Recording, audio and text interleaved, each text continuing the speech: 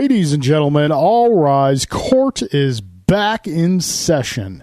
Welcome to another exciting episode of The Devil's Due.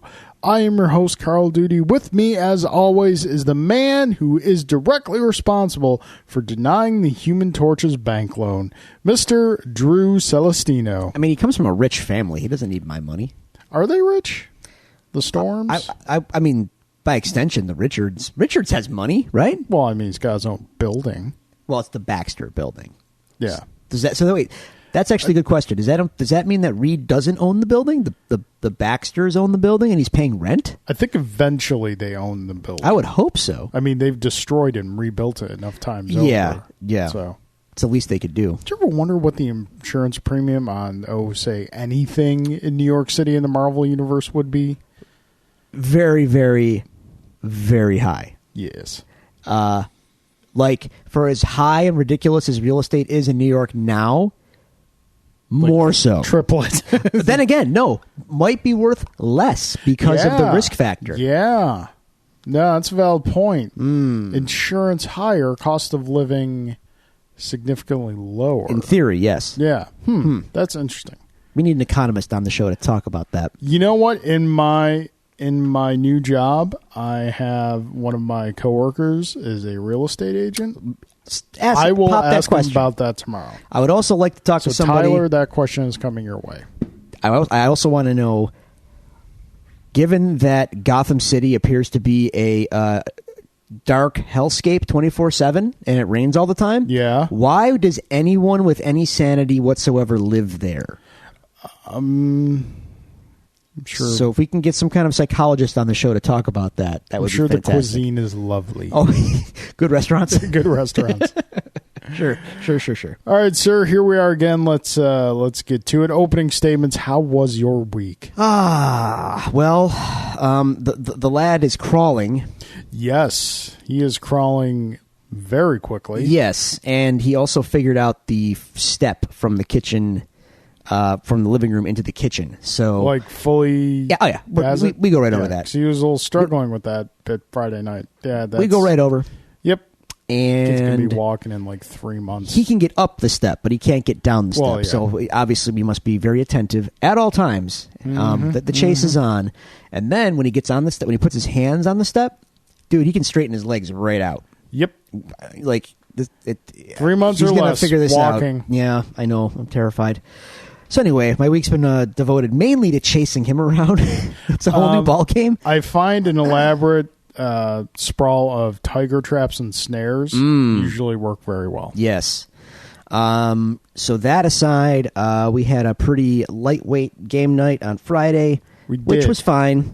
But, it'd be nice to break out something else. But without Alan Waiters, the crowd gets kind of overly casual. More casual. So we don't get a chance to really break into something a little more meat on the bones. So. Yeah, but King of Tokyo is always a good time. Absolutely. And you never know who's going to win that game. Yep. So good times. Saturday, we had a diaper party for Jay Gelsomino. And that was fun. It was at Chef's Restaurant. Yeah. Which is fine. Okay. Great to see everybody. Great to see Jay. Great to see our friends. Chef's sauce, not bad. Okay. I feel like I make better. Okay. But that's me. Delicious though. Had a great time. All right. Very nice of them to host a little gathering for everybody. Of course, we had to bring diapers and gifts and stuff, but still, it's a shower. It's a shower. It was a good time. Jay's doing well. Hopefully, he wrote into the show this week. If not, shame. Anyway, and then after that, I prepared a dinner for some friends. We made some carnitas, which were fantastic. It's like my new favorite thing to make because it's really, really easy, but it's really, really delicious. And that was cool. We played a game of Sushi Go, which is another fun but lightweight kind of game. And Sunday, I had a goodbye gathering for a friend of mine. He is moving to Florida with his family. And he had a little goodbye kind of shindig at Santora's. And that was nice. Good to see him. And, just a couple drinks and some reminiscing. And after that, came home, and met my dad out for a couple at Moorpat. And that pretty much encompassed the weekend, and that Mondays are, Mondays. And here we are today, more or less. I'm watching Umbrella Academy. I'm like 4 episodes in. Okay. It's good. It's good? It's good. You never read the books, have you? I've not. Okay. I could be swayed to read the books, but my read pile is already pretty insurmountable. So adding to it at this point would be a bad idea. So, yeah. But the show is good. It's well made, very high production value, and interesting. So, yeah, that's Cool. kind of what's going on. How's your week? So let's see. Friday night was the game night. We were there. It was fun. Saturday, I was unable to attend Diaper Party because of an X-Wing tournament that I actually had to run. This was the first time I'd ever run an X-Wing tournament, and it went relatively smoothly. I actually did not play in the tournament because there would have been an odd number of attendees, which isn't out of the ordinary for a tournament. In those cases, usually one person gets a bye every round. I didn't want people to have a bye if it was within my ability to avoid that, so I opted to sit out of the tournament. But Reese James emerged victorious, so congratulations, Reese. Were you studying? This Tactics. The format of this tournament was interesting because it was a format that kind of breaks the rules that are in place for the game on a lot of the ships. Ships can take upgrades that they normally cannot take. So like a TIE fighter with proton torpedoes. Is the thing. So yeah, then that was good. Hung out afterwards, played a little Keyforge after. Let's see. Saturday just kind of chilled out with the wife and William for the rest of the day. And then Sunday was kind of laid back. Sunday night, we attended the ordination service of my friend Adam, and sometime show contributor, who is now a full ordained pastor in the Christian Missionary Alliance. So, Adam, congratulations, sir. Way to get ordained. And trust me, he had to go through a lot to get that ordination. So, yeah, it was a pretty laid back week. All right. Kind of cool. Yeah. So, dear listeners, if you would like to tell us about your weeks, if you'd like to share with us any thoughts or comments or questions to be read on the show, you can do so at the following locations. You can find us on Twitter at Devils Do Pod. You can like our Facebook page, facebook.com/Devils Do Pod. You can email us at thedevilsdopod@gmail.com, or you can find all these resources available to you on our website, thedevilsdopodcast.com. Drew, that being said, we do have a couple of emails to go over. All right. Excuse me. Checking here and refreshing. Unfortunately, Jay Gelsomino is not among them. For shame. Bring out the shame bell. Oh, yeah, that reminds me. Sunday night was also the Game of Thrones premiere. Ah, yes, the Games and Thrones. Which I enjoyed very much. I'm sure there were many memes the next day where you were just like, I don't get it. I don't care. Moving along. I moved right along. Move along. Yes. Okay, so first email comes from Mr. Cyrus Moore. Becoming a fairly regular frequent show contributor. Bring it on. We appreciate that. He's kind of being a little more reliable than Jay. Jay, you're letting these rookies. Saying. You're letting the rookies come in and take your spot, bro. Greetings, gentlemen. Hope you are doing well. Very excited for your show today. It's been a very exciting week. Heck yeah, it has. Game of Thrones is back, and a metric ton of news coming out of Star Wars Celebration. Carl gets a new wave of ships for his game X-Wing. Clone Wars is coming to my game Armada. Trailers, reveals, so much hype. I recently played a friend in a game of Star Wars Rebellion. There was a series of moments that were so great I wanted to share them with you. First of the game is essentially Star Wars in a box. I could not possibly recommend it to any. I could not possibly recommend it anymore to any Star Wars fan. So my friend was playing as the Rebels, and I am the Empire. One round he recruits Luke Skywalker, but this is the whiny Tashi station to buy some power converters Luke. He could be upgraded by sending him to Dagobah to train with Yoda, but at the moment my Death Star happened to be traveling through the Dagobah system. I drew a card that allowed me to fire when ready, and boom, Dagobah and Yoda are toast, and he's stuck with basic Luke. Later on, my Vader captures the untrained Luke attempting infiltration mission, freezes him in carbonite, and in a later turn, the Emperor actually turns him to the dark side. At the end of the game, I had found the Rebel base, dark side Luke Skywalker led the ground assault, rebellion crushed, all hope is lost, long live the Empire. So yeah. Uplifting. You just wanted to share a game with us. That was cool. I've never heard of this game. It is essentially Star Wars in a box. I haven't played it, but I've seen it played, and I've spoken to people who play it, and everyone who's played it says it's a fantastic experience. Here's the problem, though. It's essentially a 2-player game. Oh, okay. And it's advertised as 2 to 4, but everyone I've talked to says no, this is a 2-player game. And it's like, it's almost $100.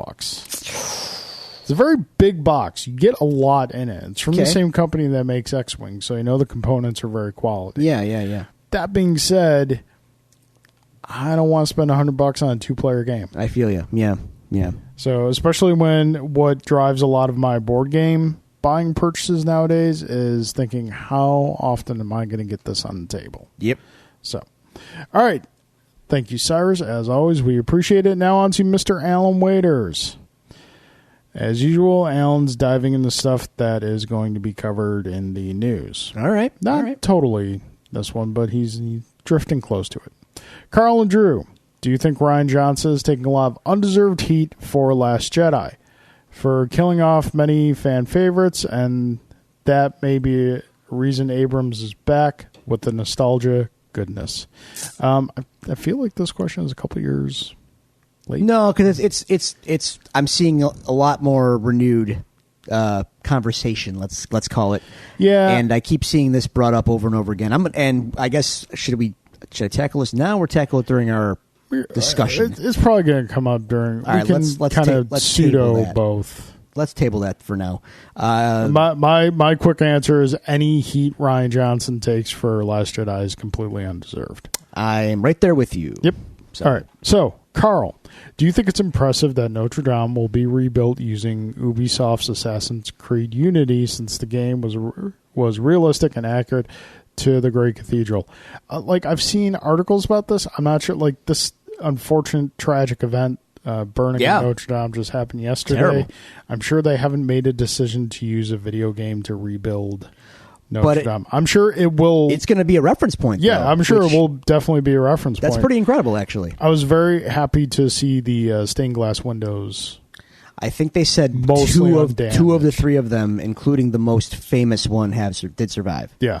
So the Spire obviously is a shame. Yeah. But it has been rebuilt before. Yep. It's maybe not to this extent, but hopefully it's definitely tragic. It's definitely unfortunate. I guess it was just like a construction accident or something. Yeah. Well, Carl, if you want to tumble down the rabbit hole of conspiracy, I'm seeing that peddled around already because people have way too much time on their hands. But yes, it was a tragic accident, much like the California wildfire. Tragic. Well, that was a dumb accident, but an accident nonetheless. Okay, so Drew. Yes. What do you think of Labo VR for Breath of the Wild and Mario Odyssey? What Dreamcast games do you wish to see released on the Switch? That's amusing, Alan, to think that Drew would know any Dreamcast games. The people who love the Dreamcast really love the Dreamcast. Yeah, it's got a devoted following. It sure does. I'm not in that group. Not out of any ill will. I just wasn't in the group, so I couldn't tell you necessarily what games I would like to see out of that on the Switch. So, I Shenmue, I guess. I don't know. Shrugs. I would say if Power Stone got a Switch release, sure, I would absolutely love it. I just remember like the sports games on Dreamcast at the time, I was very impressed with them at the time. I thought they looked more realistic than anything else that had ever been released up to that point, even more so than PlayStation games. Or, well, I'm trying to remember, was PlayStation... The Dreamcast was post PS1, right? Yes. Post PS1, pre PS2. That's right. And I still remember being very impressed with the Dreamcast's graphics at that time. Anyway... the VR thing for Labo and the Switch, interesting. I don't know how capable it really is, but the fact that they're trying it at all is pretty I don't want, gutsy. I don't want to mount my Switch into something that's made out of cardboard on my head that I'm going to be whipping around. It's pretty sturdy. I think you'll be all right. But yeah, but I sweat. Well, there is that. There is that to contend with. I'm not really in the VR demographic, man. It's just not for me. But if it's a cool experience and people can get in and get a cheap VR kick on a game and games that are very high quality, hey, cool, go for it. Keep expectations in check, I would say, because it's not. The frame rate's not going to be there. We're not talking about Lawnmower Man here, people. Well, it's better than that, but not. It's not to the par of like an Oculus Rift or an HTC Vive or whatever. So I would keep your expectations in check, but still, pretty neat that they're able to pull something like that off. Cool, I guess, but I feel like VR to me is just this thing they keep wanting to make happen that I just don't care about. So anyway. This second go around for VR, I've said this before. I think the third go around is going to be the one that really clicks. When this kind of current wave of it goes away for another 10, 15 years, and then they come back, and as soon as they can make the technology completely immersive and affordable, is the key thing. We'll see. So, who knows? We'll see.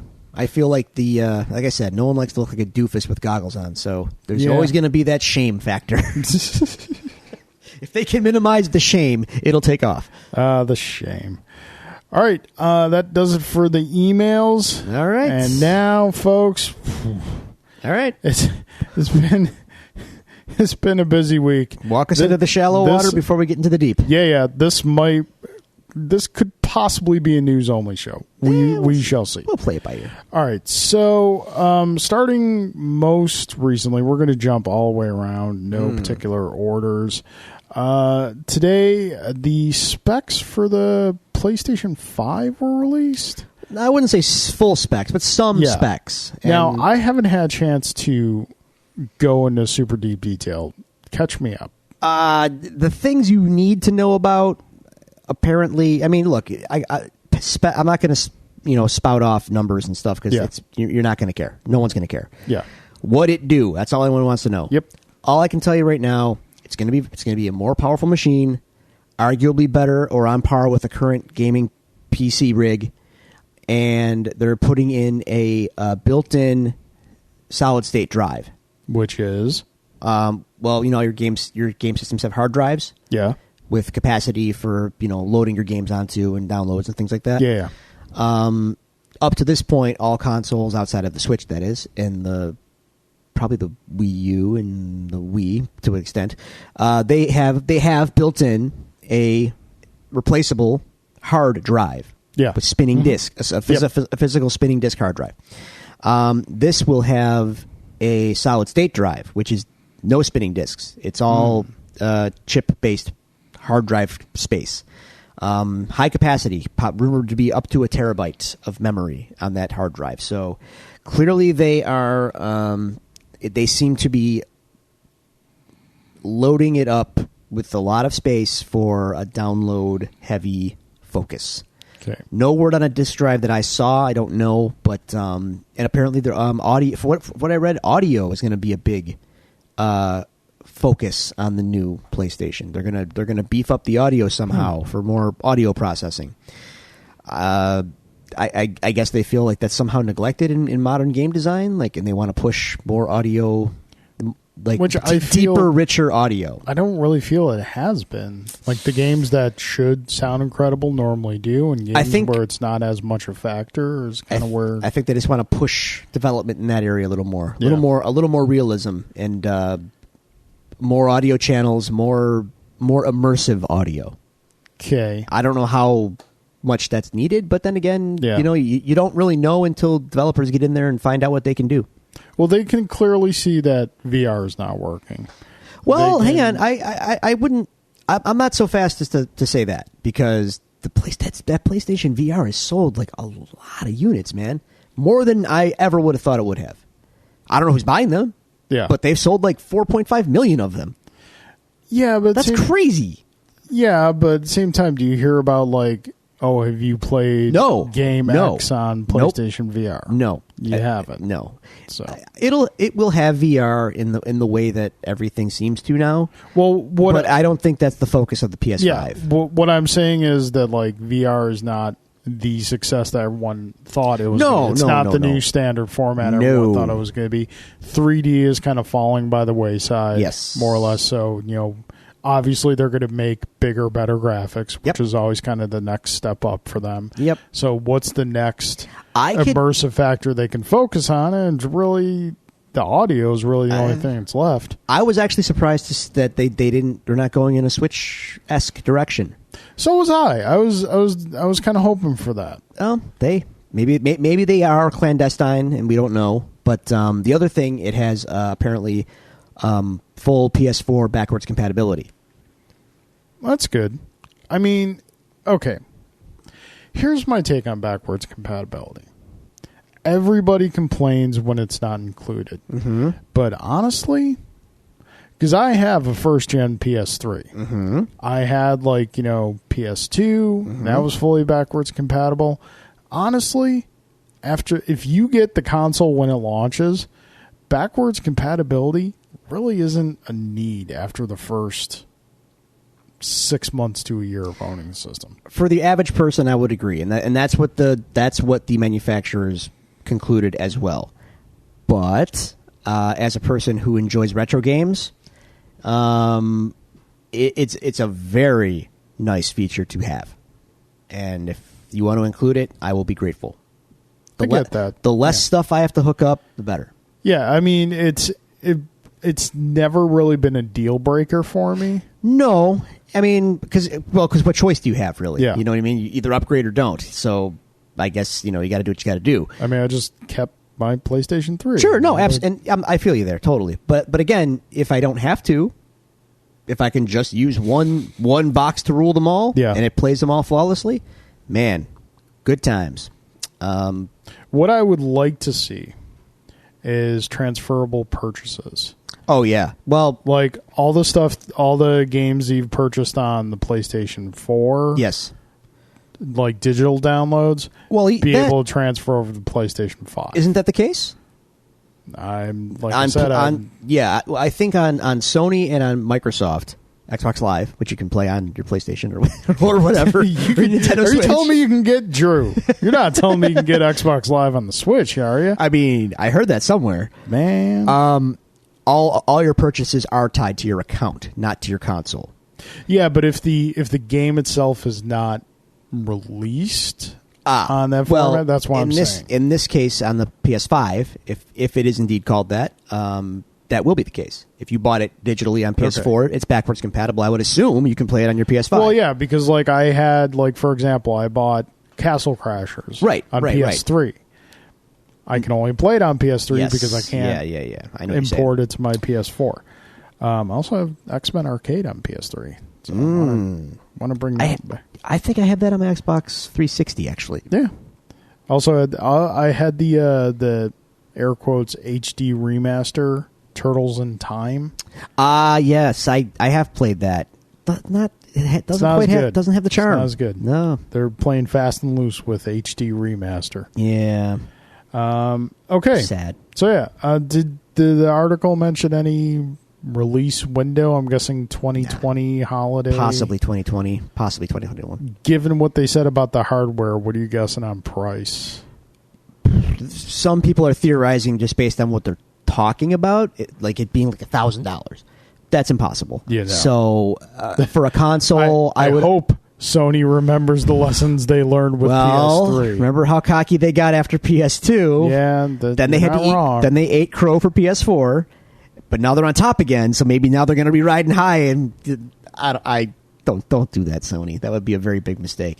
I don't know. My gut, they're smart enough to know the the pocket they got to hit, and I would guess $400 to $500. Yeah, And I feel like even that's a little I think steep. $450 is the ceiling. Yeah, What you can get away with. yeah, you're probably right. Without it being raising a stink. Yep, you're probably right. All right, cool. Moving right on along. Drew, something we were very excited for on this show, the Why the Last Man television series. Things are dicey. Things are dead. No, they're not dead. They're just dicey. Well, it's being reported that the Why the Last Man television series has in fact been canceled. That's not accurate. Even before it's aired. No, that's inaccurate. You sent me the article. And I updated the article. Check your chat. Check the chat.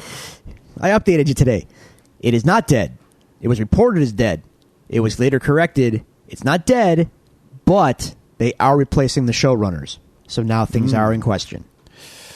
They got to get a new sound of that either. They got to get a new showrunner, and then they're going to see where they're at. So yes, it's in peril, but it's not mostly dead. It's not. There's a difference between mostly dead and all dead. Calm down, Billy Crystal. It's not dead yet. All right. I'm going to hold out a glimmer of hope. I don't know how much the Disney Fox thing has to do with this either, because it was an FX show. True. So, and it was, a Vertigo book, and I'm not sure how much that even matters, given that it's creator owned. Who cares who published it? Yeah. But I don't know. I really don't know. I hope it survives, but I don't know what's going to happen. You don't want to hear that. No, again, dude, I'm a Why the Last Man acolyte. I want it. So I hope it pans out. All right. In the meantime, kids, you know how you can avoid that problem? Just go read Why the Last Man. Trust me, it's great. You'll love it. You will love it. All right, so jumping back into the world of video games, as we're going to be jumping around a lot in this thing. Drew, we got some box art and a release date for Marvel Ultimate Alliance 3 on the Switch. It's just in time for my birthday. We'll be getting that bad boy July 19th. Happy birthday to me. I'm excited. Yes. Now, you know what the most exciting thing I saw in that box was, Drew? Daredevil was on the cover. Yeah, he's very, very show centric. Daredevil. I think we weren't sure about him. Yeah, and there he is. Like, maybe. And there he is. He's on there. And Spider-Man with weird looking hands. He's got the Ben Reilly gloves on. Yeah, because reasons. Yeah, I mean, I said it in the chat earlier, man. Spider-Man's costume. I said this about the PlayStation game costume.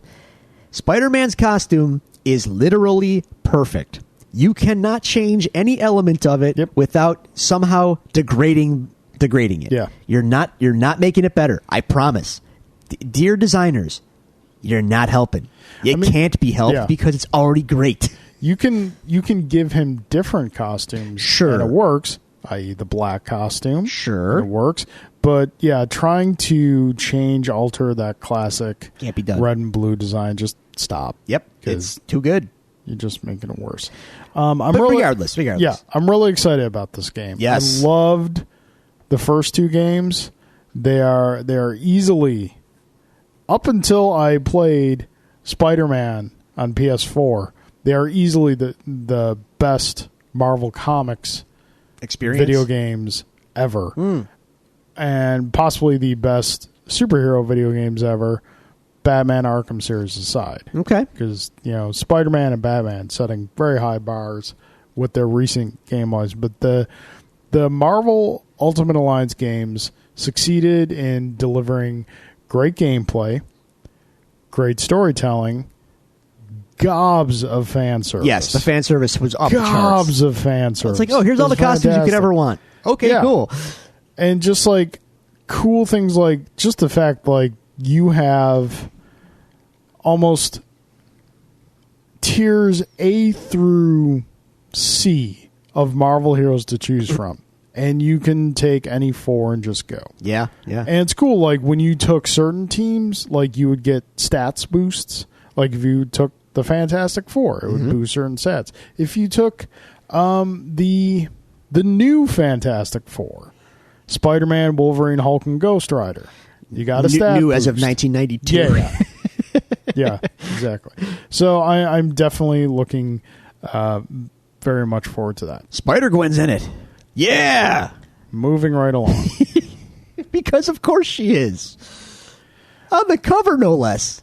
If you know one thing that I really did like about Spider-Man Into the Spider-Verse. Did they make Spider-Gwen tolerable? They did, because they gave her a different name. Okay. She was Ghost Spider.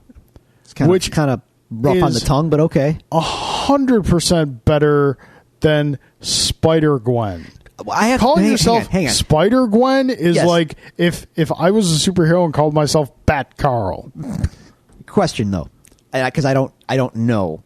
I should, but I don't. She doesn't go by Spider-Gwen in the MCU or the MCU in the Marvel comics, right? I would have to read them to find out. I'm gonna assume no, but they call her Spider-Gwen because it's catchy and it's stuck. Okay. That's my guess. But Ghost Spider's kind of weak too. I'm not hating on female characters. No, I know you're not. I did this character just It comes off as a little Deadpool-y to me. Ironically, we have Gwenpool, so yeah. I don't. you could all go away as far as I'm concerned. I don't understand why. Yeah. I don't know. I don't know. I don't get it. All right. Kids so, get it. We don't get it. We're Drew, old. Yes. a video game company very near and dear to my heart made an announcement today. Capcom Yes. is coming out with an all-in-one home arcade unit. Of sorts. Sure. Yes. So what this thing is essentially two fight sticks. Yeah. They're using all Sanwa parts, which are top-of-the-line parts.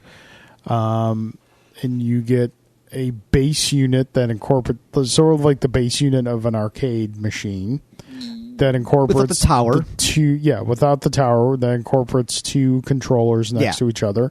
And like a lot of these things you see at like Rite Aid or whatever, you just plug it into the TV and you turn it on and you get to play games.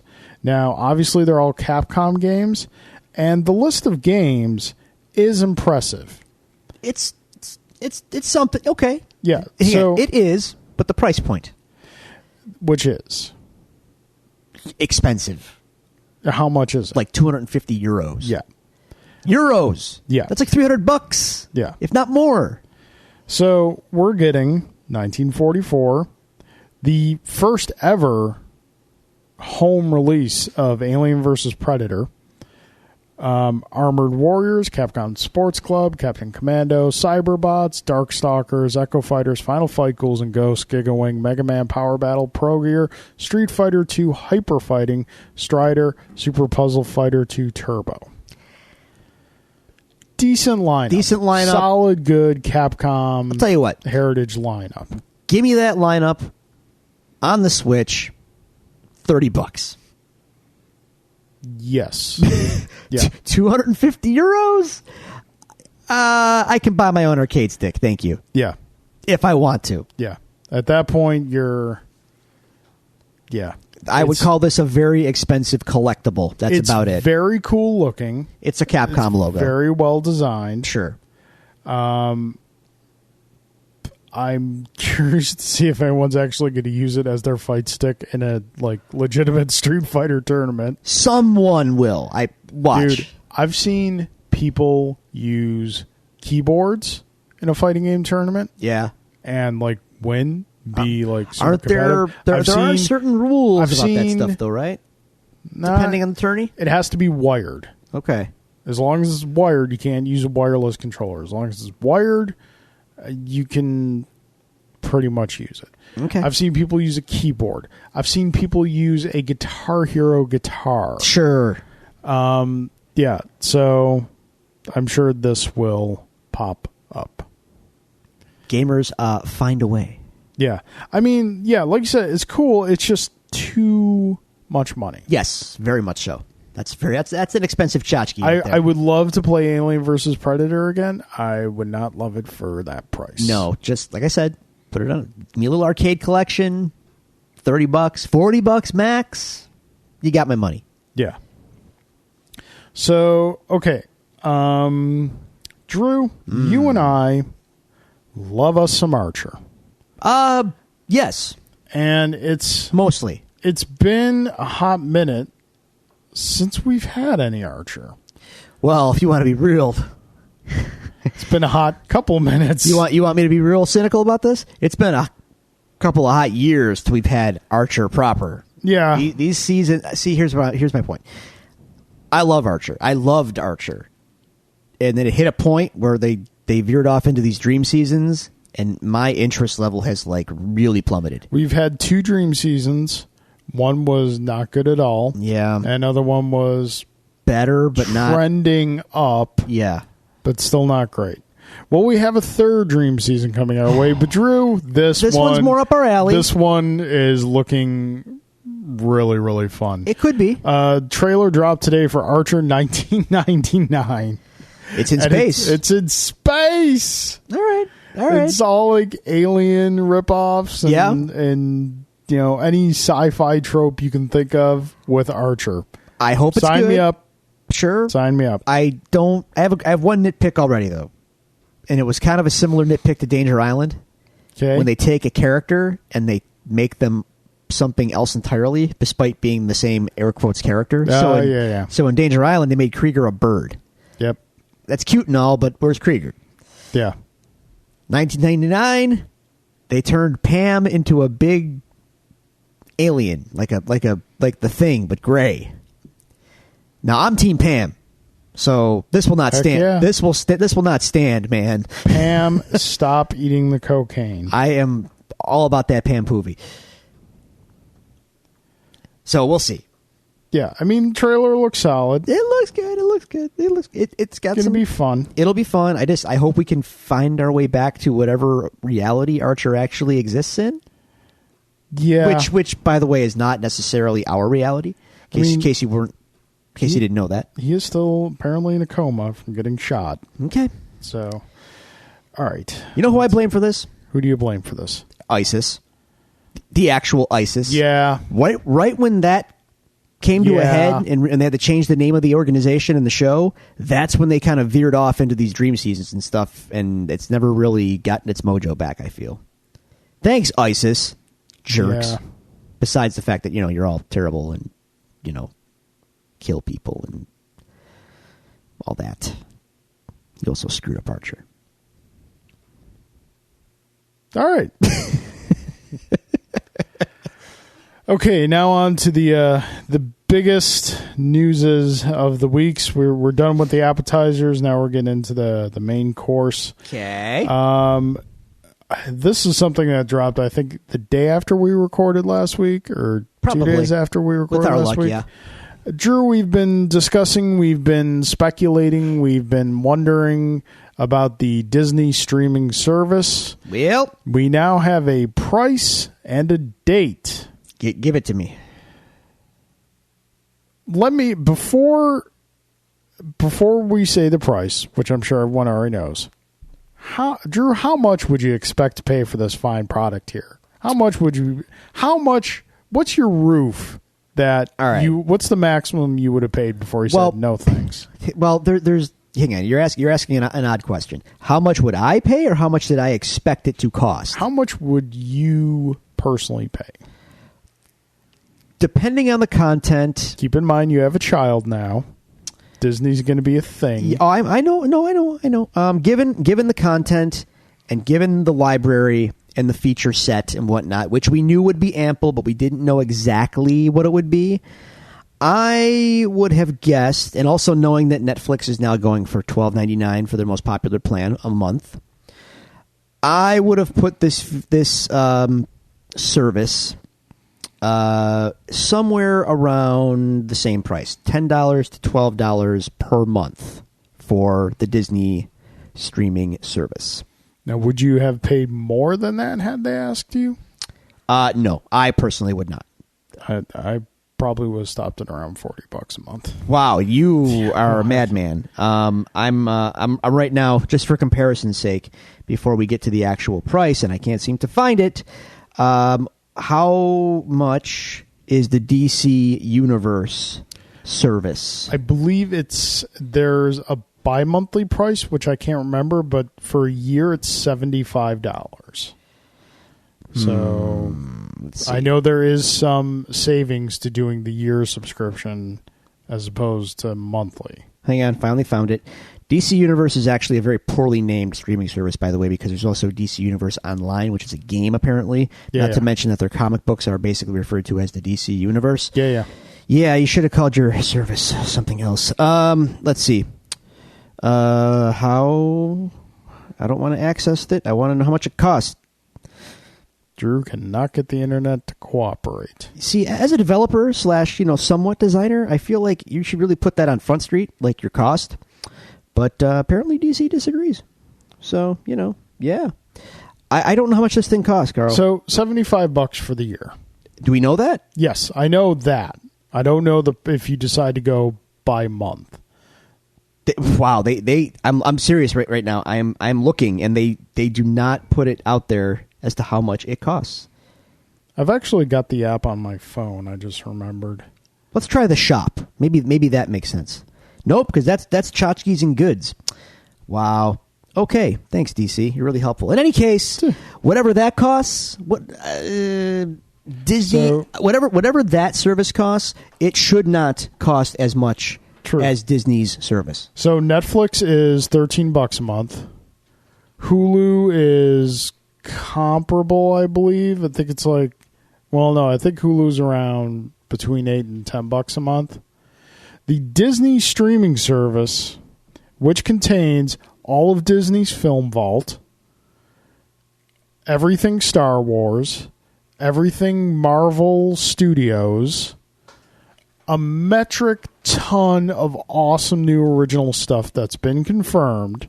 National Geographic, Simpsons, Nat Geo, $7 a month. That's called Disney throwing down the gauntlet. Yeah. That's launching a price war. That's what that is. And it's coming in November. Okay.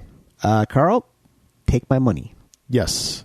Yes, please. I will pay for that. That is a very reasonable cost. And not to mention, they said that they are going to announce bundle pricing, if you bundle it with Hulu and ESPN. Which I will probably do because we already get Hulu. Don't Cut care that about cord ESPN. And take my money, Disney, because, you're going to give me all that? I know what I pay for cable right now. It's a lot. Yeah. It's a lot, and I don't watch TV. So, okay. Yep. Now, we know that. We also now can confirm, officially, we are getting the Wanda and Vision show, miniseries, whatever. Here are the 3 Marvel 4 universe. Well, one's animated.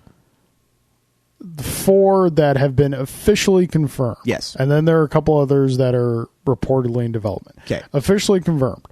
Wanda and Vision. Yes. Called WandaVision. Okay. That's a little weird. The one I'm most excited about. Go. Falcon and Winter Soldier. Yes. Just give me hard traveling heroes. Just rip off DC story, put them in it. Without getting into any sort of spoilerific territory, because I don't know what's going to happen in the movie, and I'm going to keep it that way.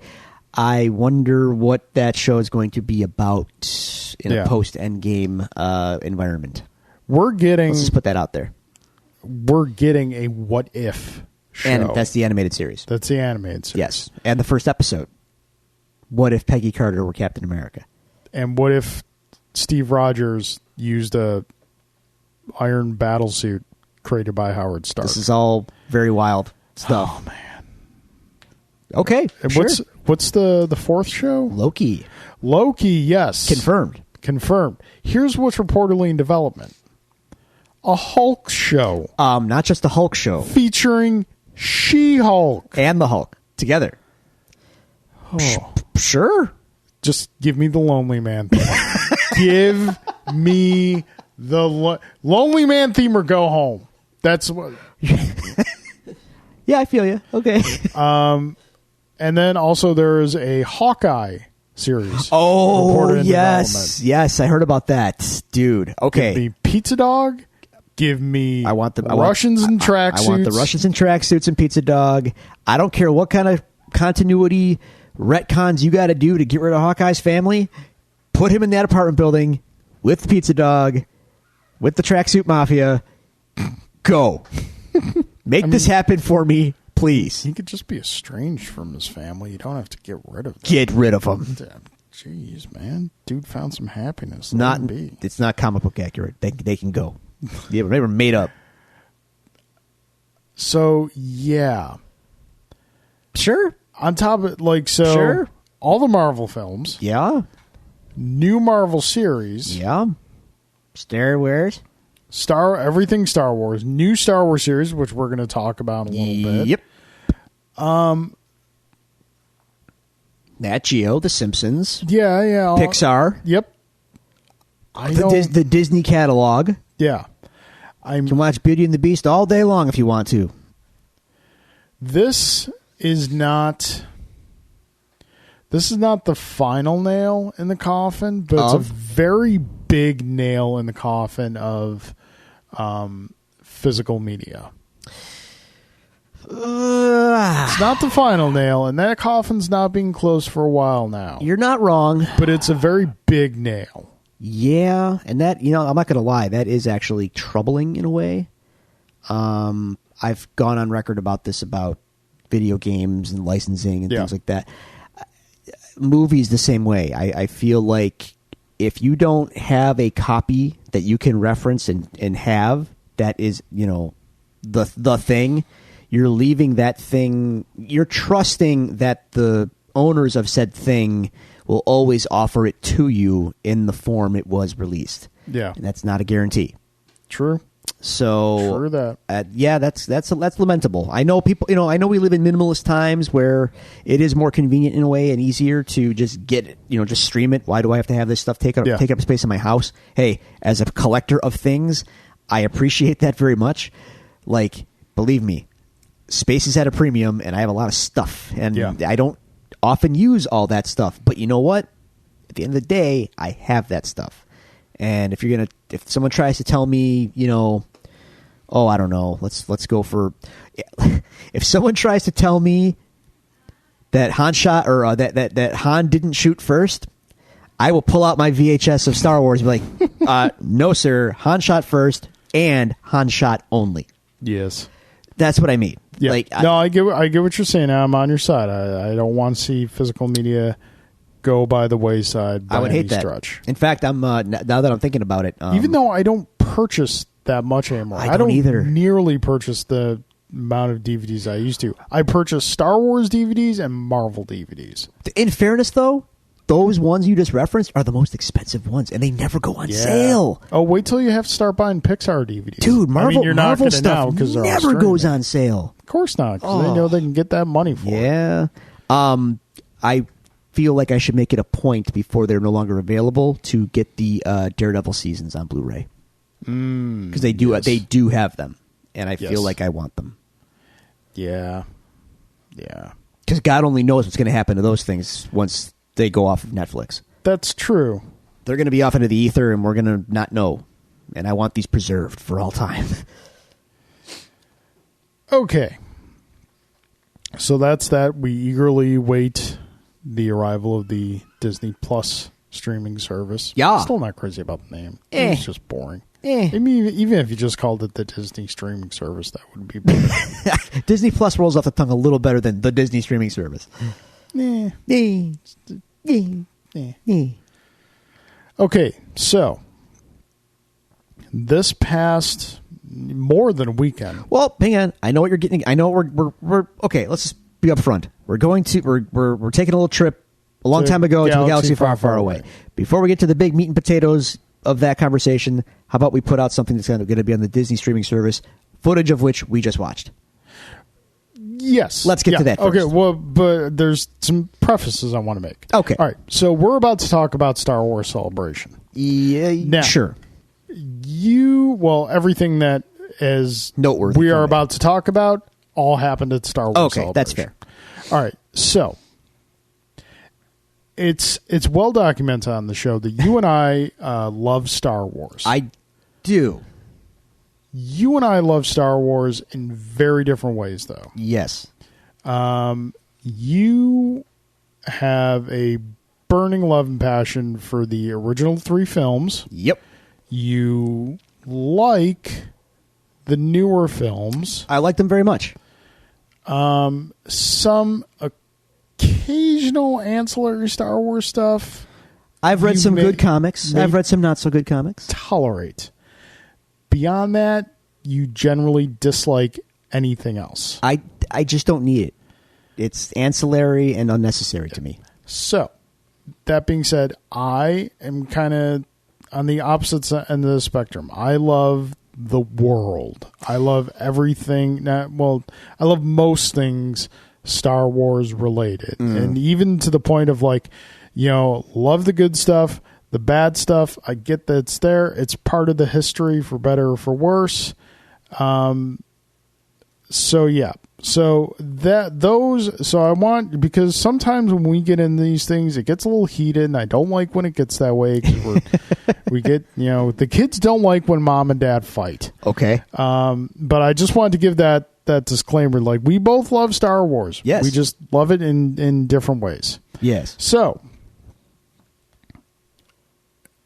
do you want me to start with the stuff that you don't generally care about and Sure. just get it out of the way? Sure, go for it. Okay, so as mentioned, There's probably going to be cartoons and crap here. as mentioned by Cyrus Moore, X-Wing got a new wave announcement. Wave 5 for second edition's coming out. Got some re-release of some old ships, some new ships for the new factions, the Republic and the Separatist. Some really cool stuff, interesting stuff coming out from that. Outer Rim, the board game between Adepticon and Celebration, has been getting a lot of positive buzz, and I'm really excited about this game. Everything I've heard about it, I think we're really going to enjoy it on our game nights. And this should be coming out very soon, so hopefully we'll be getting that on the table. All right. That interests me. Yeah. We got a trailer for the quote-unquote final season of Clone Wars, which is a series that I was surprised how much I enjoyed. It was funny to me because we got more character development of Anakin Skywalker in Clone Wars than we did in 3 films. It's because it wasn't written by George Lucas. That's fair. But as like Clone Wars was getting ready to approach its last season is when the Disney purchase happened, and Disney just kind of stopped because it just kind of happened in a window to where they could stop it. The final season was not in production yet, so they just kind of stopped it, and then they were allowed to make like 3 episodes that kind of wrapped up as much as they could that went exclusively to Netflix. Those episodes were pretty cool because they retconned a lot of the prequel midichlorian garbage. So that was cool. But the series as a whole is really great because it's given us a lot of great characters that I've enjoyed. Ahsoka Tano, Captain Rex. That's one of the coolest things I think that series did was it was really a war series and really gave personalities to a lot of the clone characters. Sometimes they went a little far in trying to force in like stuff that we would see in later films, but for the most part, the series is really good. And even if you're not a fan of the prequels, which there are a lot of you out there, I would. Oh no, Carl! Don't you know they're back? The kids that grew up with them grew up, and now they're out there being all loud and proud about them. And that's fine. No, it's not. Stop it! You're get off my lawn with your prequel crap. See, folks, this is what we were talking about. They're still terrible movies. So yeah, I would definitely recommend watching Clone Wars. Okay, so now we're kind of veering into space where Drew and I kind of occupy the same solar system on. We got we got a trailer for a new Star Wars video game coming out. I haven't seen that yet, actually, but I'll show it to you after we're done. Yes. Okay. Jedi, Star Wars Jedi: The Fallen Order. All right. And this is from EA, which, let's be honest, have not had the best track record with Star Wars. Or much of anything else in recent memory. Madden football, but come on. I know. Just saying there are things they do well, and sports is still the premier That's fine, thing that they do well. Murdered Mass Effect, and BioWare is a shell of itself. Thanks, EA. Thanks for that. Appreciate it. EA put it right out on Front Street. No multiplayer, no microtransactions, single-player experience only. This is what I think happened. Battlefront tanked. And they were developing those things, and Disney stepped in and said, no. Yeah. And also... play nice with us or else. And also I feel being able to see the success of Spider-Man, God of War, some recent single-player games that have gotten not only huge critical praise, but big sales numbers as well. Yes. So essentially... turns out people dislike good games, Carl. Yeah. Shocker. I know, it's amazing. Spoilers. Make a good game. People will play it. So the story of this game is it takes place in between episodes 3 and 4. Of course. It's of course. You're a Padawan that escaped Order 66. Okay. And you're just like hiding out on Coruscant.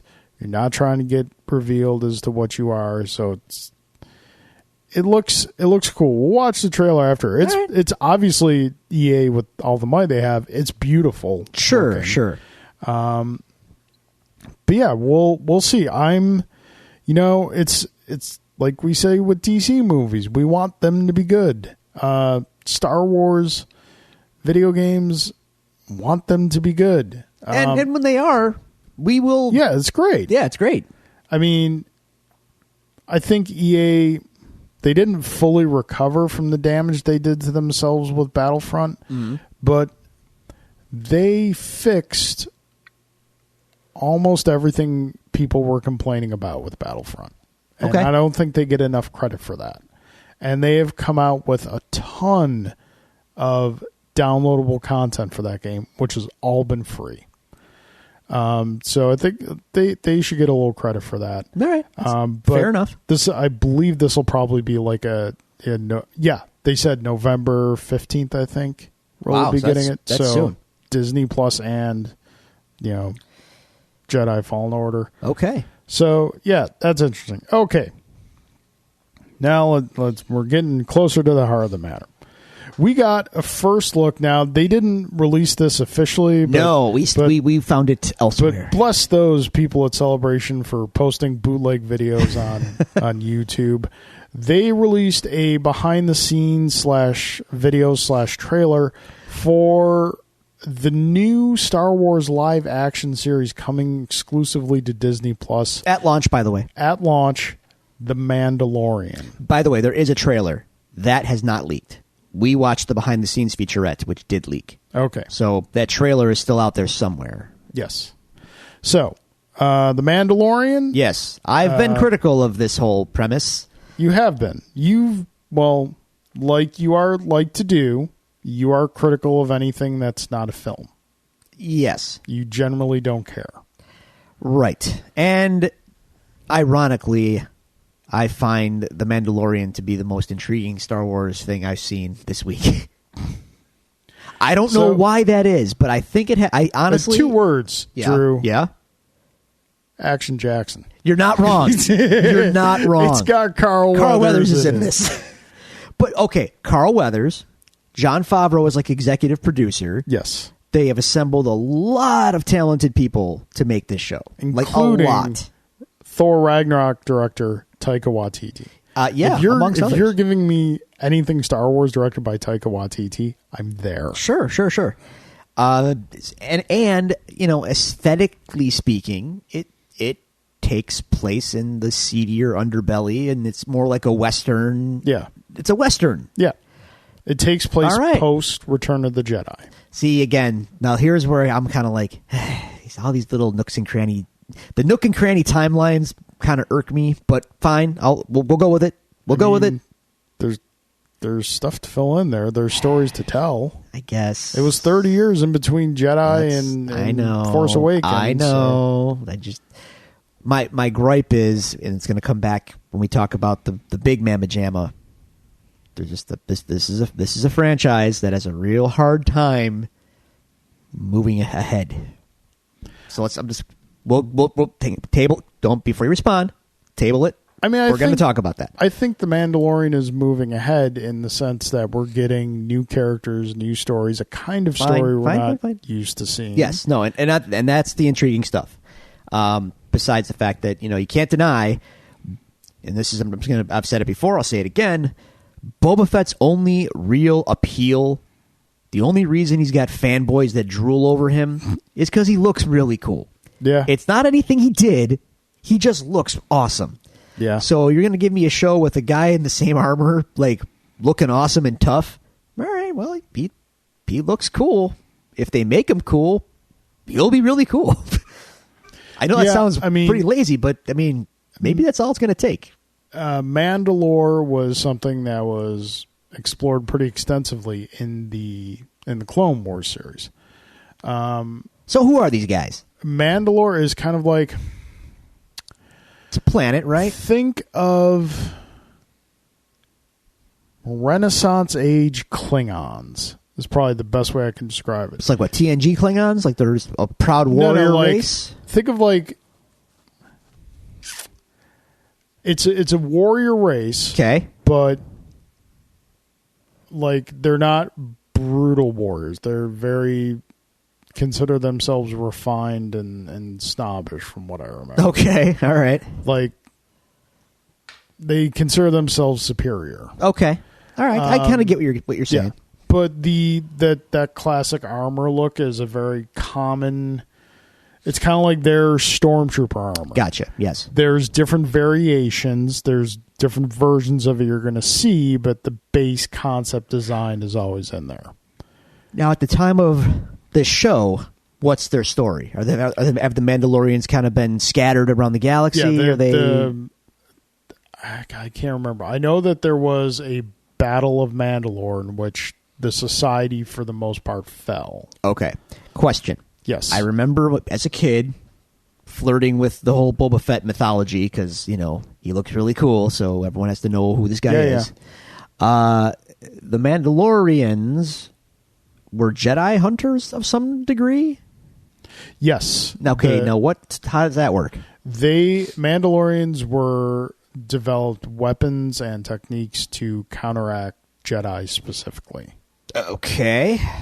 That is kind of like they're kind of vague, but all right. They're previous to like obviously the prequels and whatnot. There was a war between I apologize if I'm not conveying this correctly. There was a war between the Jedi and Mandalore. All right. In which the Jedi eventually prevailed. And then it wasn't like an outright victory. They just kind of settled and, made peace. All right, fair enough. Made nice. Well, now we got a show about a guy. And he's a bounty hunter.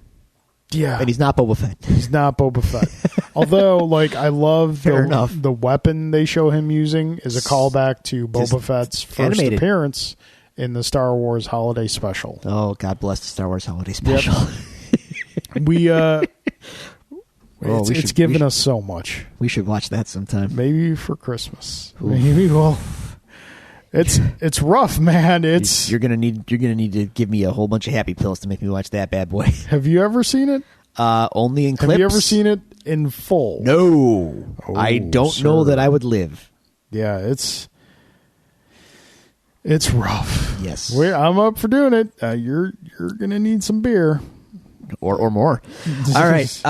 So what I've seen in that featurette looks, it's got a lot of potential. I was in as soon as Jon Favreau was kind of like the captain of it. Yeah, Jon Favreau knows his way around a good movie, and he only launched the MCU, so I think he kind of knows what he's doing. Yeah. So we've got The Mandalorian. I'm trying to think if there's any other. I don't think any other Star Wars, aside from the Clone Wars final season and The Mandalorian, I don't think there's any other Star Wars exclusive series officially announced coming to Disney Plus as of No, yet. this is the first one. Yeah. And well, there was the guy, the dude from Rogue One. Oh yes, yeah, that's been officially confirmed. Cassian Andor. Yeah. We're getting Cassian Andor series, which Whatever. fine. I mean, Don't care. I like Rogue One and all, but we I get don't care. we get more K2SO. Okay. We get, because Alan Tudyk has officially confirmed the return. We get more K2SO. Cool. Disney, since we know you're listening, Yes. we know you subscribe to this show. Sure. If you want to ensure the indisputable success of your new streaming service, give us a 000 BT1 series. Wow. Yeah, actually. Sure. Do it. Oh. Yeah. Give me the series No, you went of somewhere War there. Machine crammed into an astromech droid and a psychopathic protocol droid. He likes to murder humans. Yes. He really does. Yep. Yep. Anyway. And if I can be a little picky, maybe Benedict Cumberbatch is the voice of 000. I kind of just want Anthony Daniels to just do it, but evil. but evil. Just like he spent all this time being such a prissy, proper. Yeah. Just let him cut loose and just be a total profane psychopath. Seriously, just let him go. Oh man, that's awesome. Okay, so again, before we get to the big thing, we got one more thing to talk about. Oh, we do? So, yep, Okay. because it was announced it wasn't like a big official announcement celebration, but it was reported while celebration is happening that Bob Iger came out and said that after the next Star Wars film, Yes. the films are taking a break Good. for at least 5 years.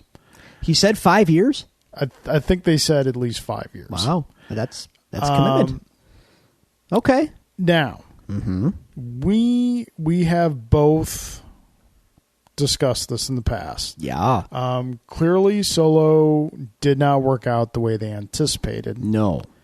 Which is a shame because I enjoyed it. Yeah, it was great. It was great. It was just They like timed it poorly. they timed it poorly. The fact that it is the most expensive Star Wars film to date shot because they essentially had to shoot it twice. Yep.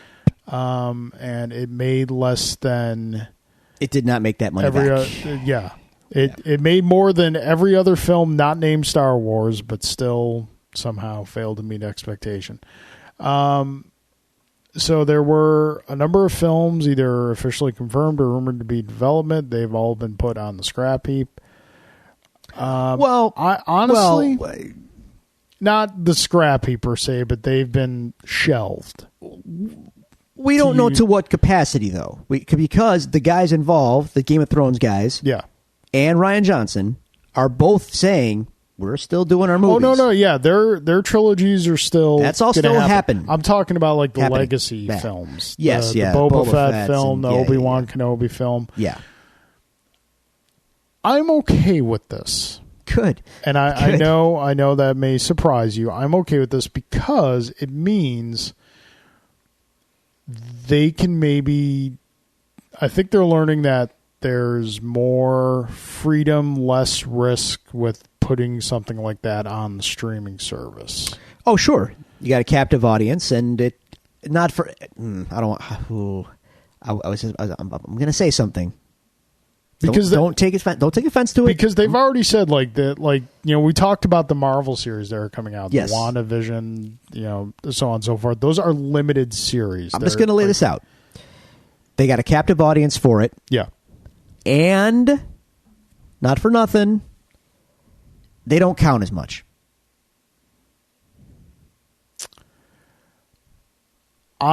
there's less agree with the function of your statement. There's less commitment on their end. I get that. Yeah. They can put it out, and if it works, great. If not, they can just as easily shrug it off. Totally agree. And it's not a movie. Yeah. And we got two really great ones. We got Rogue One and we got Solo. Sure. Rogue One is in my top 5 Star Wars films. I think it might be number 3. Okay. Solo is great. I like Solo a lot. Yeah. I would watch a Solo sequel in a heartbeat.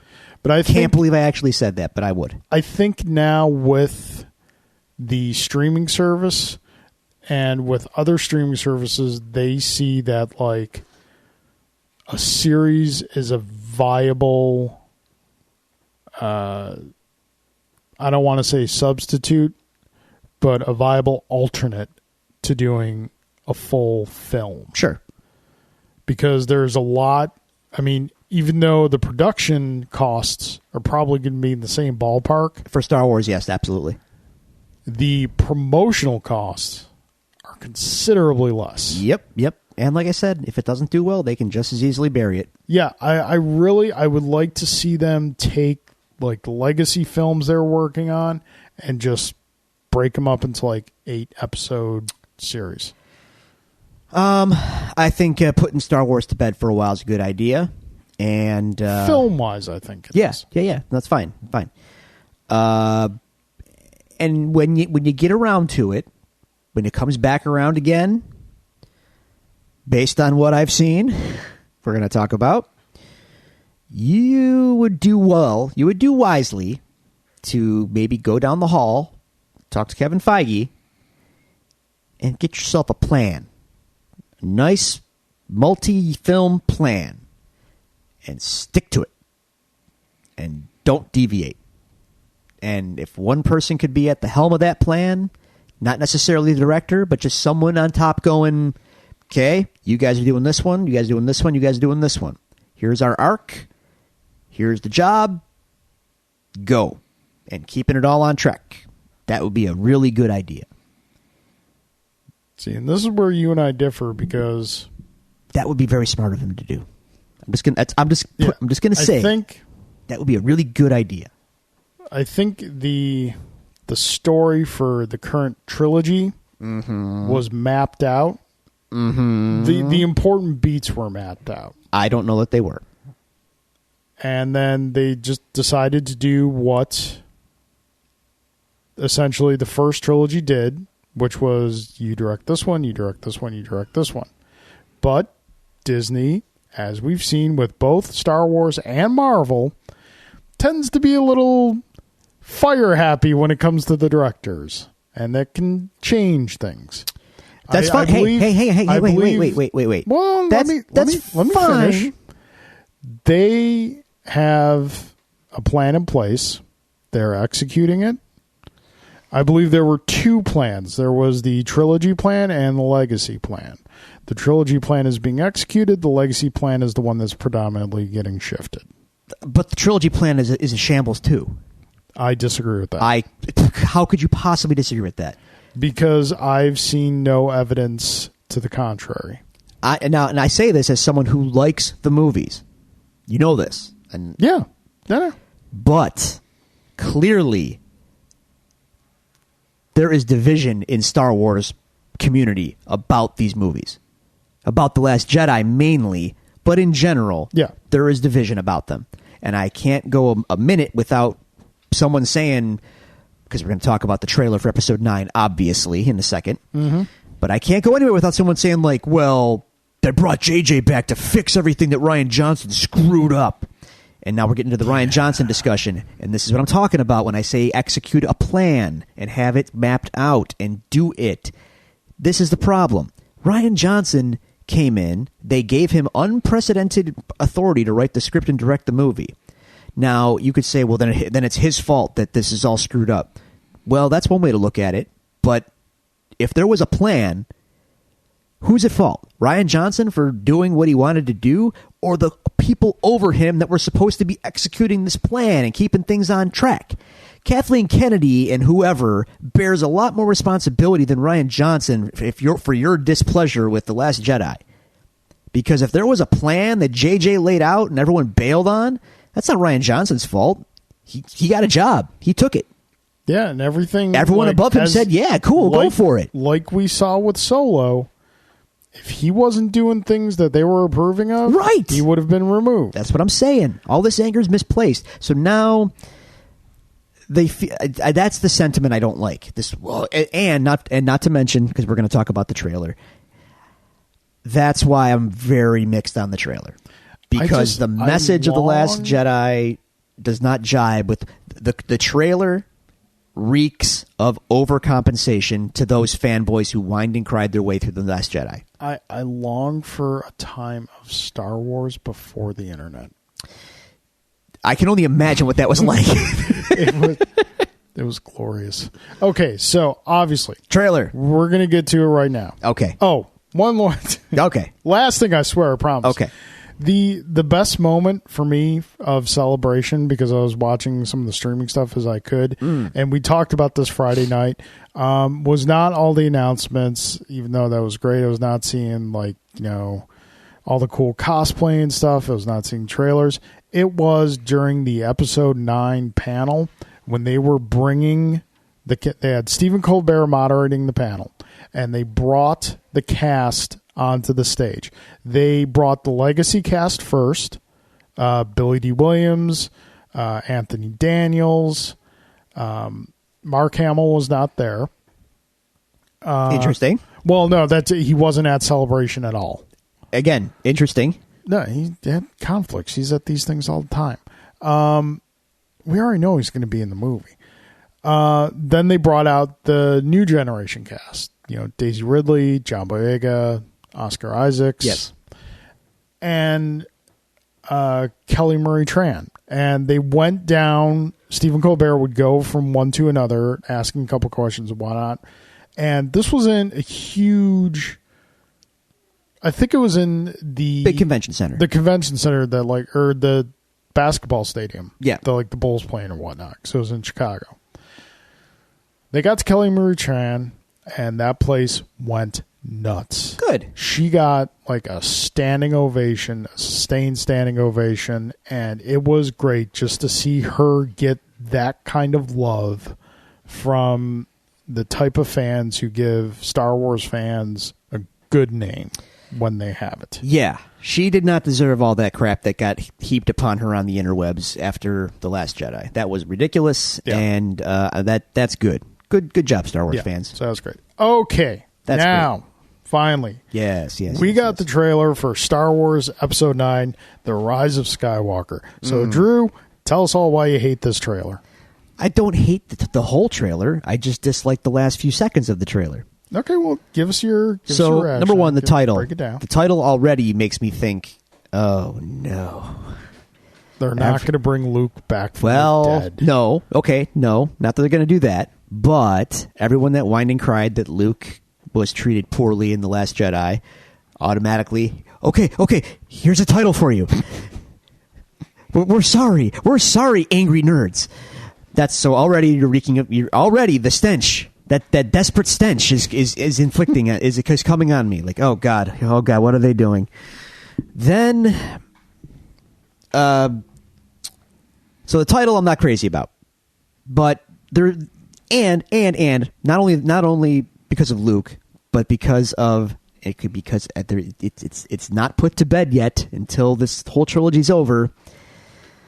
There is that lurking fear that I have that they're going to back away from and retcon the parentage reveal of Rey in The Last Jedi.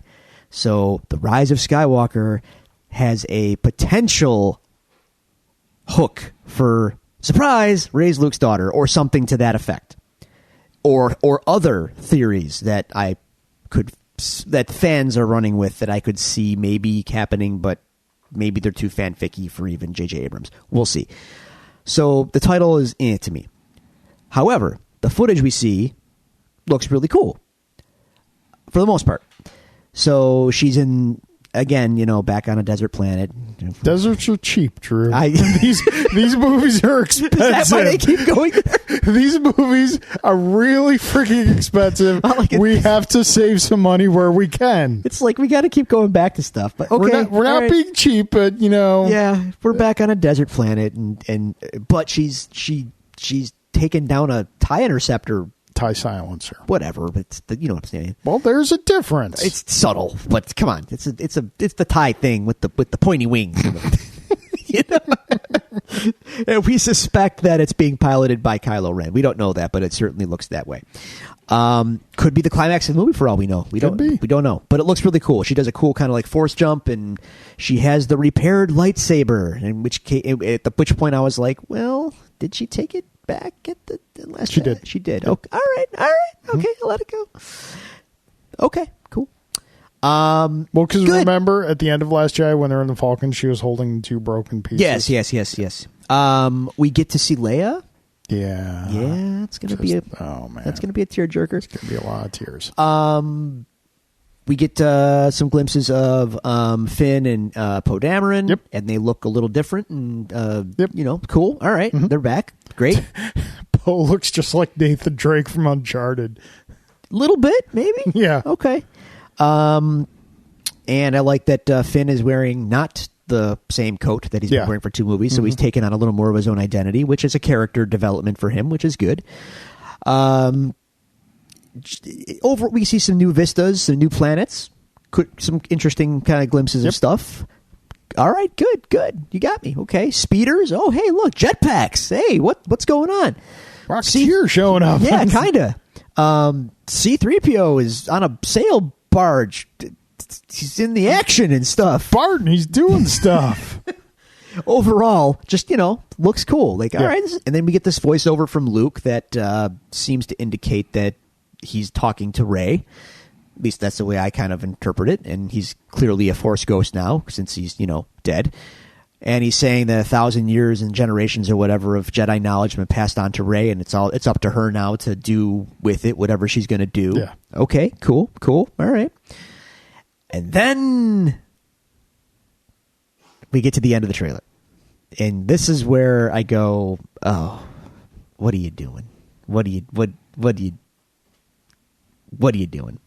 Hang on, one other thing before we get to the what are you doing? Because it's another what are you doing?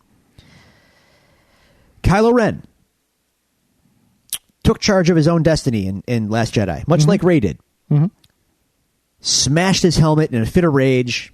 Decides to become his own man, even if it means ultimately going down a path he did not necessarily want to go down when Snoke died, and he declared himself the supreme leader and all that stuff. Yeah. So even if he didn't want it all, he committed to it. So he took charge of his own destiny, and what is he doing in this trailer? But he's putting his mask back together. Okay. Guess we got to backtrack. That again, it's a symbolic. This is why I don't want to give the fanboys too much ammunition, because this is a symbolic, like, hey, we're really sorry about The Last Jedi. If it's actually Kylo that's doing that, I agree with you. Yeah, if do you put it in the trailer? If not, but we don't know. Could be misdirection. I don't know. But either way, it's a very intentional visual cue. Like, we're sorry that we gave our characters, a future. we're sorry we tried to move ahead. We're sorry we tried to do something new. Sorry. Have your cake. Go back to here's more cake. Here's more sugar. All right. So that brings us to the end of the trailer. At which point I couldn't believe I can believe it, but I couldn't believe it because of how predictably JJ. The freaking Death Star again. The biggest critique anyone had of The Last Jedi. Force Awakens. I'm sorry. The Force Awakens. You're right. Yes. I know where you're going. Yes. Yeah. Was that, oh, wait. Is this another Death Star? Even Han says it in the movie. So it's big. Yeah, right. But it's just, we're doing this again. We had 2 in the first trilogy. We're doing this whole thing again.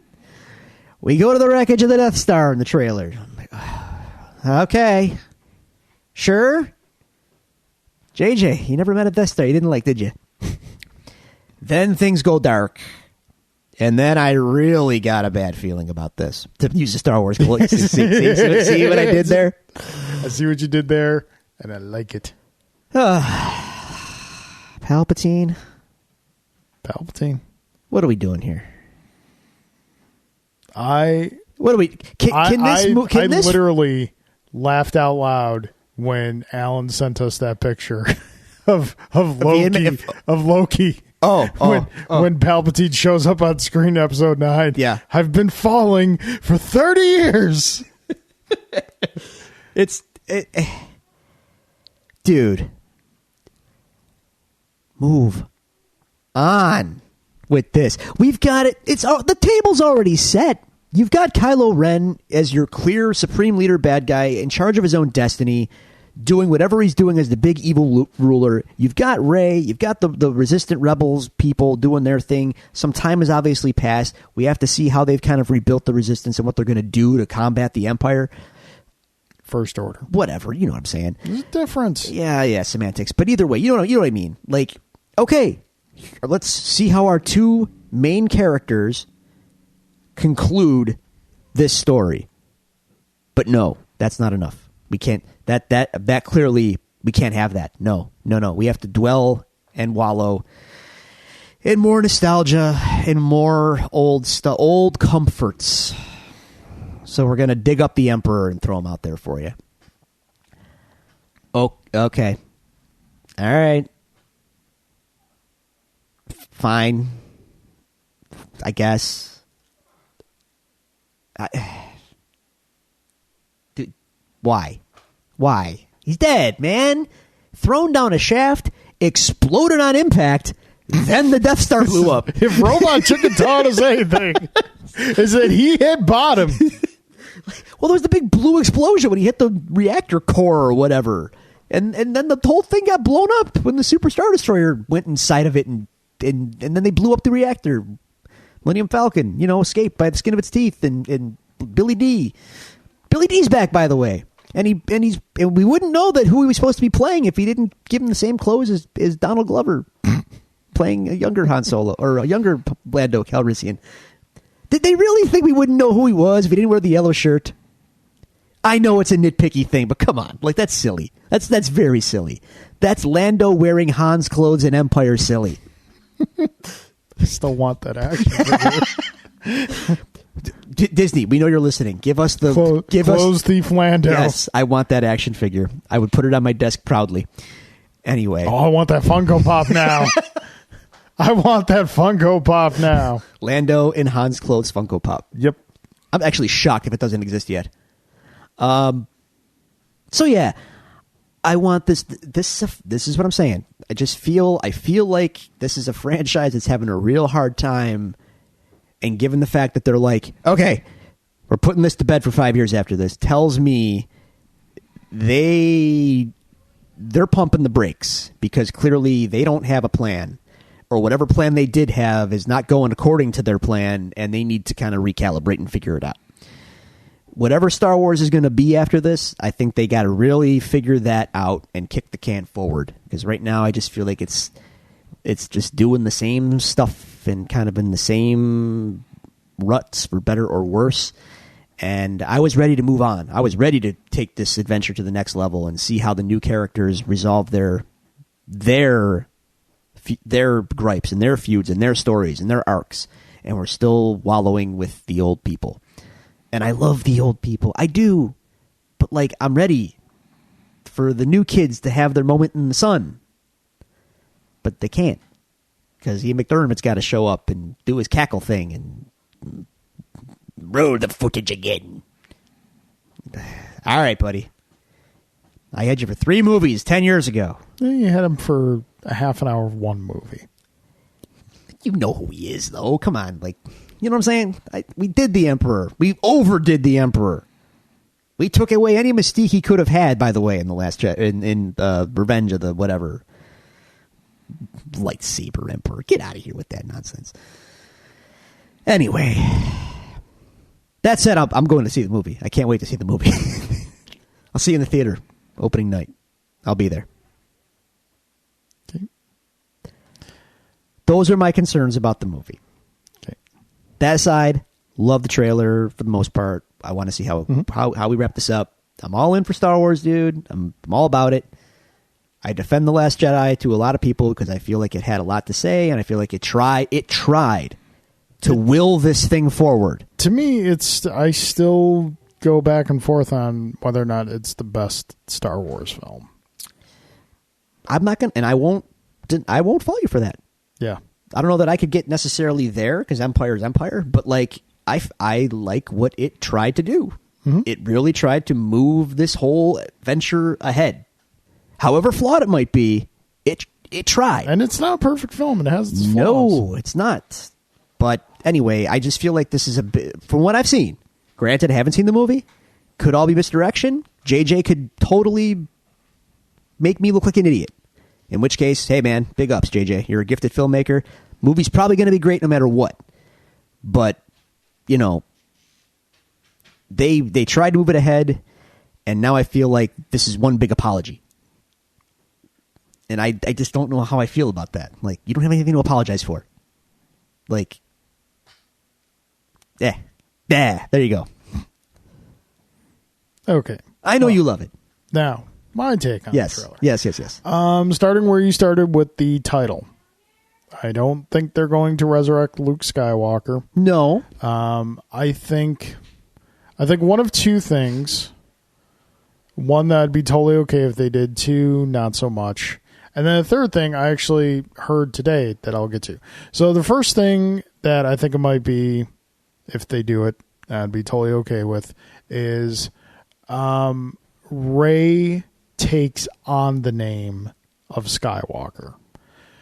She's not like biological. It's not. I don't think that they'll quote unquote walk back the parentage reveal from Last Jedi.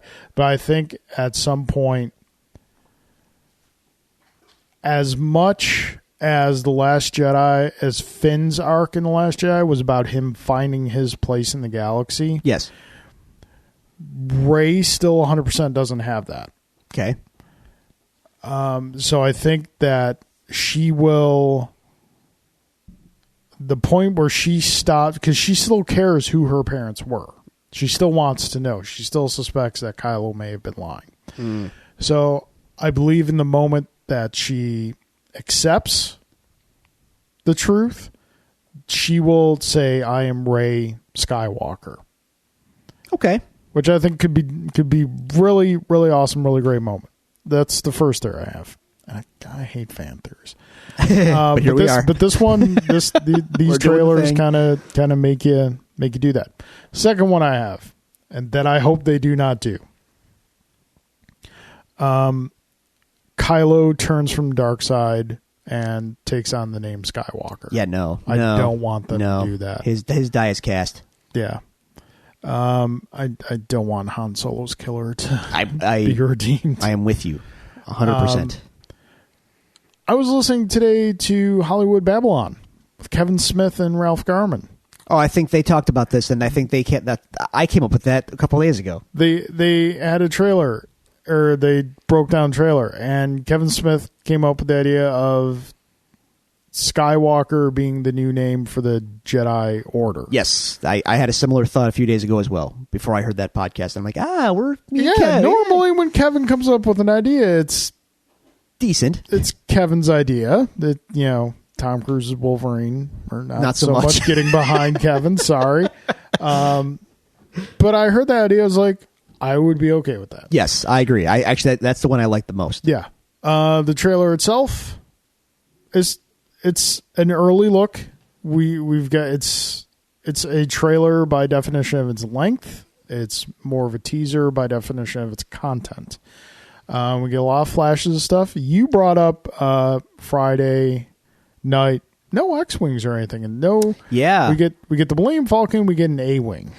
But now, after I said that to you, I thought about it.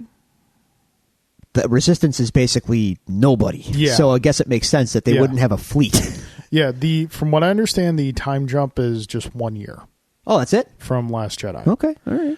One thing because I was listening in a lot of the panel, and at first it was just Kathleen Kennedy and JJ out there, and they were saying that in this film, our heroes are together for the majority of the film. All right. Well, they were not for the majority of the last. So And they weren't even that together for the first. Actually, like that's our right. new core group of heroes, they're Rey, Finn, like Poe and Rey didn't even meet until the end of The Last Jedi. you're right. That's right. So they said that this adventure is kind of like a group adventure and whatnot. So I was very happy to hear that. Okay. Yeah, all the visual stuff that they shown, it looks great. You cannot take away anything from JJ's visual No. style. Gifted filmmaker. It's fantastic. About the end of the trailer, like at first I was shocked. I never went, "Oh man, this is gonna be awesome." I was like, "Okay," because I am in a lot of ways I am in your camp. I want things to move forward. Then the more and more I'm thinking about it is this is concluding the Skywalker saga, and Yeah.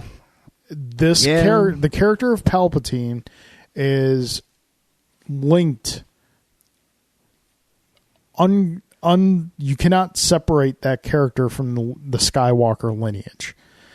He's so central to the direction that lineage took. So I don't. There's one of two possibilities. He comes back as some sort of force entity, force ghost. Which It's not. let me put it this way: that better be the way it goes. Yeah, I And don't. that better be the extent of it. I don't think that like when they go to Death Star or Palpatine, I don't think that will be the climax of the film. Okay. I think that's where there's a little misdirection. So either that or they go back to the extended stuff and pull out like the whole clone bodies they transfers his consciousness into. I feel like that's too gimmicky even for Star Wars movies. Extended universe. Clone Wars, Hang on. man. Hear me out. Yeah. Comics, TV animated stuff, that idea of the Emperor being cloned and living fine. The movies haven't necessarily I feel like even that's a bridge too far even for the movie. In which I hope that you're right. I love the character. I love Palpatine. I love Ian McDiarmid's performance of Palpatine. He was one of the few things that was enjoyable to watch in the prequel trilogy. Was kind of seeing how that character came to power and how that character manipulated kind of like both sides of the coin. Yeah, in theory. So execution, not so much. It's well, you know me. I've always said that the prequels are telling a good story with terrible execution. Yeah. So the Cliff Notes of it sound. Oh yeah, the elevator pitch is great. It's the actual nuts and bolts that are all wrong. And I don't mind the current resurgence of appreciation for the prequel trilogy, because that was that as much as New Hope, Empire, and Jedi were predominantly our generation Star Wars, that was that generation Star Wars, and they're going to be more welcoming and receiving of that in the same way that we were welcoming and receiving of the original Star Wars trilogy when someone who say loved like Flash Gordon or 2001 Space Odyssey may have felt about us for liking Star Wars, because when you go back and look at the original Star Wars, there's nothing original about it. No, it's a pastiche. It's all just a mishmash of film lore and storytelling tropes. The difference is, though, the original trilogy, by and large, is going to hold up really well in a film studies class. Well, and the prequels are not. Yeah, but that's again, why the nostalgia is misguided. rose colored goggles that you see things through. Like, I'll never say that the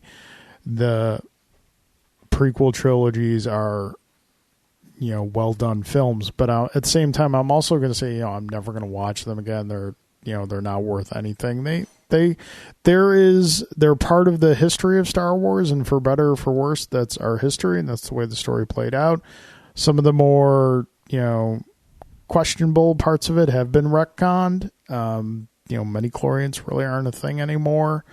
But yeah, I mean, it was a 2-minute trailer. The movie's months away. We're obviously going to see more. I'm excited to see how the saga concludes. At the same time, I'm, kind of like hit me one day. I was like, it's finally going to conclude. I know we're gonna have Star Wars Beyond this until the next one. This thing is, and I'm really hoping, because I know a lot of the talk around the Game of Thrones trilogy is sounding like it's going to be an old Republic story. Yeah, I'm kind of hoping that Rian Johnson's trilogy is the start of a new trilogy with Rey and Poe and Finn, and going forward with that. Or not as long ago in a galaxy far, far away. Yeah. Get it? Yeah. So, I mean, I know we're going to be there opening weekend, and it's going to be great.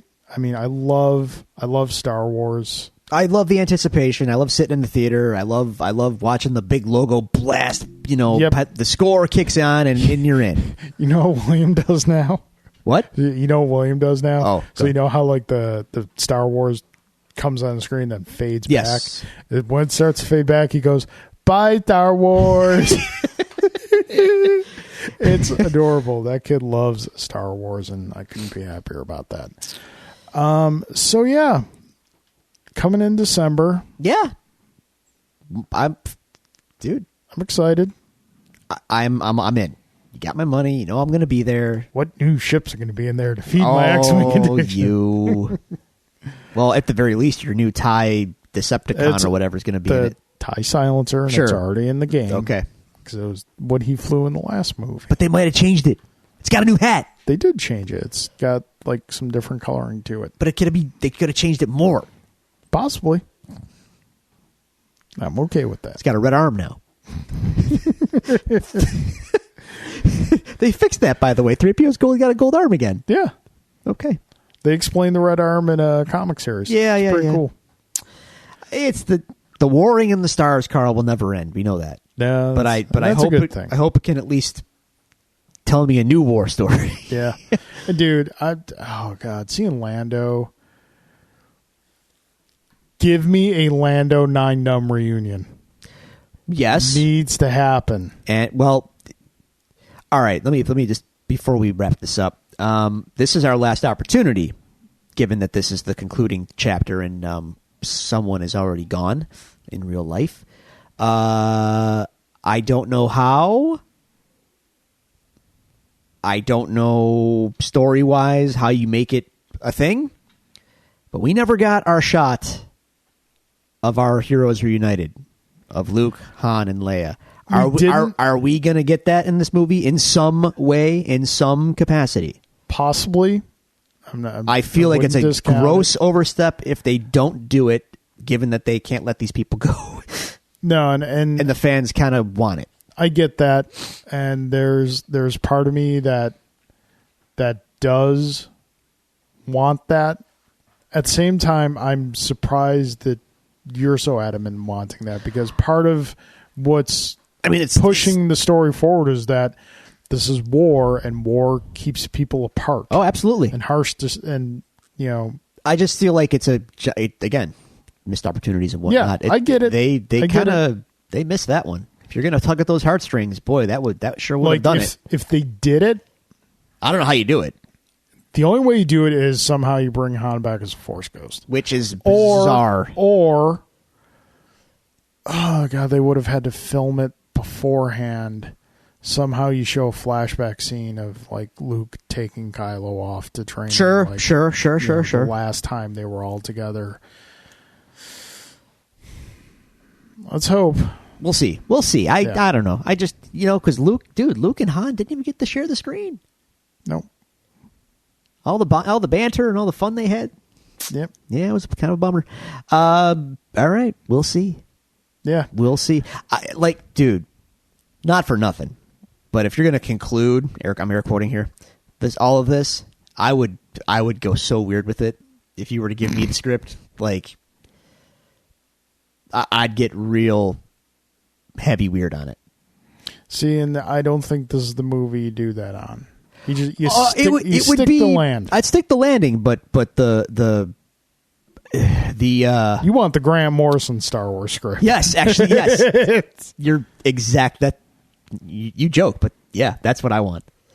That, you know what? If really flip it on its head, conclude it, but like in a way that just melts your brain. If Grant Morrison was going to do a Star Wars movie, I would want him to do a movie about the formation of the Jedi and the Sith, like the discovering of the Force and like really early, super like I would say philosophical stuff. Either the beginning or the end. Well, we're kind of seeing or saw the end. That's why I want. That's why I would do it this way. Yeah, we'll see. We'll see. Sir, we've gone on. Yeah, for a time. I think it's best. You want to wrap it up, or do you got an episode I think breakdown? No, let's save that for the next episode of the Devil's Due podcast. Yep. Next week, I think we'll attempt to do our Watchmen discussion. Sure. Again, hopefully not a metric ton of news will happen. If it's a light news week, we'll have our little Watchmen chat and an episode breakdown of Daredevil. Yep. Cool. So we got some stuff on the dockets. Folks, we really appreciate you joining us and sticking it out with us. We know there's a lot of news in this episode. But yeah, a lot of fun stuff to go over. Good time to be a fan of many things. Sure is.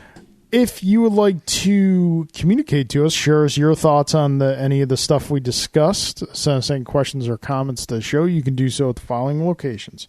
You can find us on Twitter at Devil's Due Pod. You can like our page on Facebook by going to facebook.com/Devil's Due Pod. You can email us at thedevilsdupod@gmail.com.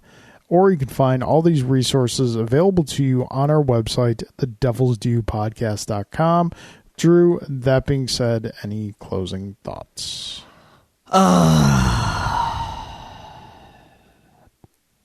Just to be clear, you know I love Star Wars.